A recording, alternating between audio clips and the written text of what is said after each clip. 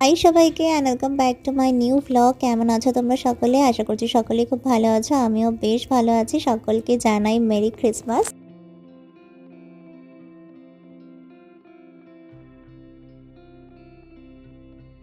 আজ আমি তোমাদের সাথে শেয়ার করব ক্রিসমাসের দিনটা আমি কিভাবে কাটিয়েছিলাম। তো প্রথমেই এখন যেটা তোমাদের সাথে শেয়ার করছি সেটা হলো আমার করা ক্রিসমাসের জন্য ডেকোরেশন। আমি খুব ছোট থেকেই ক্রিসমাসটা পালন করি, মানে আমার কাছে খুব ভালো লাগে এইটা।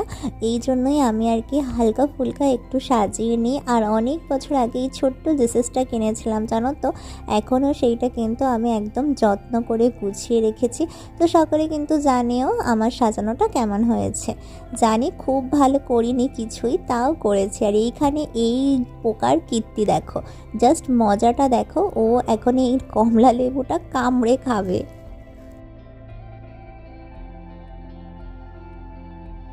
তো চলো এখন একদম ঝটপট করে তৈরি হয়ে নিই। বিকেল প্রায় 5টা 5:30 বেজেই গিয়েছিল। আর এই যে আমি এখন এখানে তৈরি হয়ে নিয়েছি, আর কিছুক্ষণের মধ্যেই আমরা কিন্তু বেরিয়ে পড়ব। আর আজকে আমরা কিন্তু সবাই মিলেই বাইরে যাচ্ছি ঘুরবো বলে। প্রথমেই হলো ভেবেছিলাম চার্চে যাব, তো সেই মতো চার্চেই চলে গিয়েছিলাম। সব কিছুই থাকবে আজকে আমার এই ব্লগে। ধীরে ধীরে ব্লগটা দেখো, আশা করছি তোমাদের অনেক বেশি ভালো লাগবে।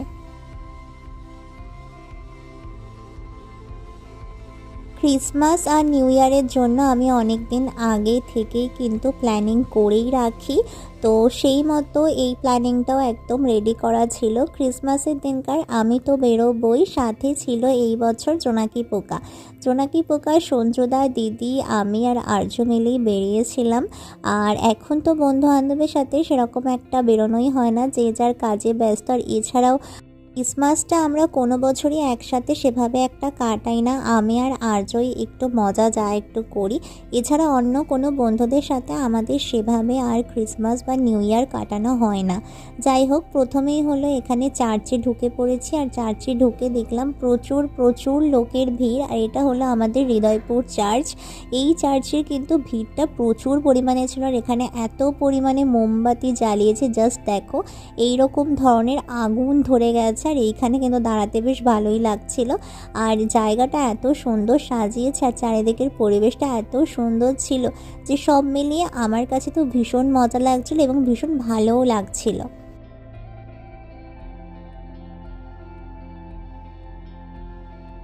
আমরা চার্চের ভিতরের দিকে আর ঢুকিনি, কারণ ওইখানে প্রচুর ভিড় ছিল। আর এছাড়াও জুতো খুলে ঢুকতে হতো। আর এত লোকের মধ্যে জুতো খুলে ওর মধ্যে ঢুকতে গেলে কিন্তু জুতো চুরি হয়ে যাওয়ার সম্ভাবনা থাকবে, ওই জন্যই আমরা আর ঢুকিনি। আমি এর আগেও চার্চে এসেছি ক্রিসমাসের দিন, কিন্তু আমি সেটা সবসময় সকালের দিকে বা বিকেল 4টের দিকে আসি। বিকেল 4টের দিকে আসলে অনেকটাই ফাঁকা থাকে, তাই একদম ঢুকতেও অনেকটা মানে সুবিধা হয়, কোনো রকম সমস্যা হয় না। কিন্তু এবছর আস্তে আস্তে অনেকটাই লেট হয়ে গিয়েছে। যাই হোক, সেসব কথা পরে হবে। চলো একটু ভালো করে চারিদিকটা ঘুরে ফিরে দেখে নিই। সামনে কিন্তু অনেক সুন্দর করে সাজিয়েছে। আর যদি ভিতরে ঢুকতাম তাহলে তোমাদের সাথে এটাও শেয়ার করতাম। ভিতরটাও কিন্তু অনেক সুন্দর করে এই চার্চের সাজায়। আর এছাড়া তো প্রভু জিসাস আছেই।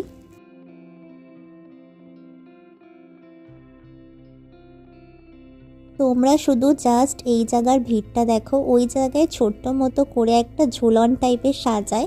দাঁড়াও, এই যে এই রকম টাইপের সাজায়, তো এইটার জন্যই এত বড় লাইন টাইপের মানে ভিড় ছিল।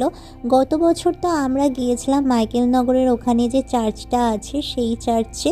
তো এই বছর আর ওইদিকে যাওয়া হয়নি। এই বছর প্রথম থেকেই ভেবে রেখেছিলাম আমাদের এই হৃদয়পুর চার্চে আসবো। আসলে ওই দিকের ওই চার্চে না অনেকটা ছোটো মতো, মানে আর লোকের ভিড়ে মানে অনেক সমস্যা হয়। কিন্তু এই চার্চটা যেহেতু আমাদের বাড়ির কাছাকাছি, আর সমস্যাও হয় না সেরকম একটা।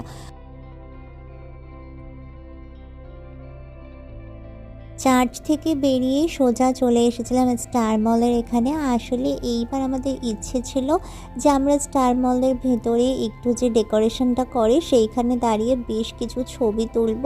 কিন্তু এই বছর কিন্তু স্টার মলে কোনো রকমেরই ক্রিসমাসের কোনো ডেকোরেশন করেনি। কেন করেনি সেটা জানি না, তবে নিউ ইয়ারের সময় বোঝা যাবে।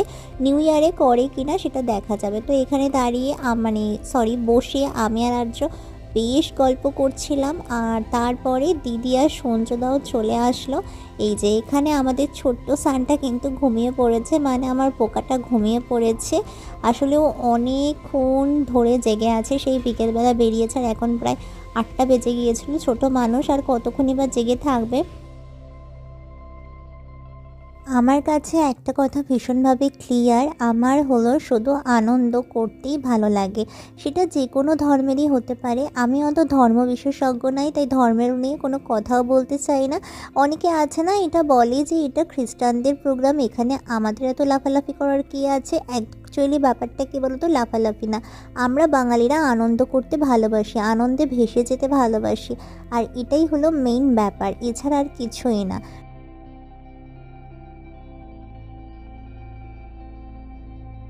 তারপরে আমরা আসলে একটু ভিতরে ঢুকেছিলাম, যে ভিতরে কিছু কেনাকাটা করা যায় কি যায় না এসব ভাবতে ভাবতে ঢুকেই পড়েছিলাম।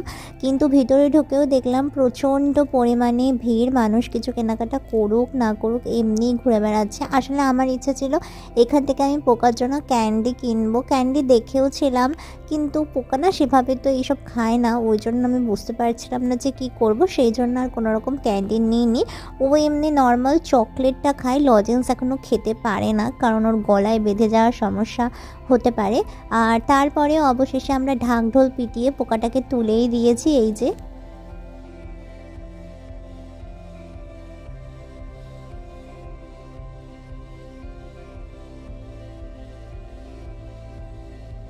আমরা আর ভিতরে বেশিক্ষণ থাকিনি, আমরা বাইরেই চলে এসেছিলাম। আর ভিতরেও ভীষণ ভিড় ছিল। আসলে আমরা ভেবেছিলাম যে আমরা পোকাকে গাড়ি চড়াবো, কিন্তু তারপরে মনে হলো যে গাড়িতে তো ও একা একা একেবারেই বসতে পারবে না। আর আমাদের পোকা কিন্তু ভীষণ ভীষণ দুরন্ত, সেই জন্যই আর কি একদম বাইরে চলে এসেছি। আর এসে এখন এখানে ভেবেছি যে টয় ট্রেন টাইপের যে ট্রেনটা আছে সেই ট্রেনটা চড়াবো। তো ট্রেনের টিকিটের দাম শুনে আমার তো পুরো মাথা খারাপ।